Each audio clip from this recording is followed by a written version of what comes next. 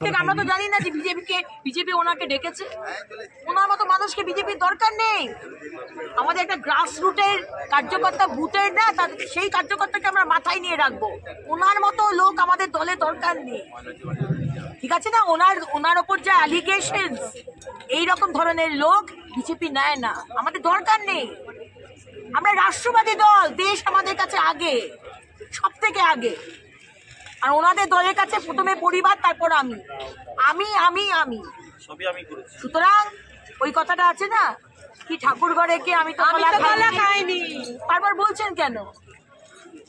মুখ্যমন্ত্রীর এতবার করে বলার দরকার নেই। কিছু একটা বিষয় রয়েছে, উনি ভয় পাচ্ছেন, উনি অভিষেক ব্যানার্জি থেকে ভয় পাচ্ছেন, যে কারণে আজকে যেখানে এতদিন ধরে আমরা ছবিতে সবসময় অভিষেক ব্যানার্জিকে দেখেছি, আজকে কোথাও কোনো ব্যানার পোস্টারে অভিষেক ব্যানার্জির ছবি নেই।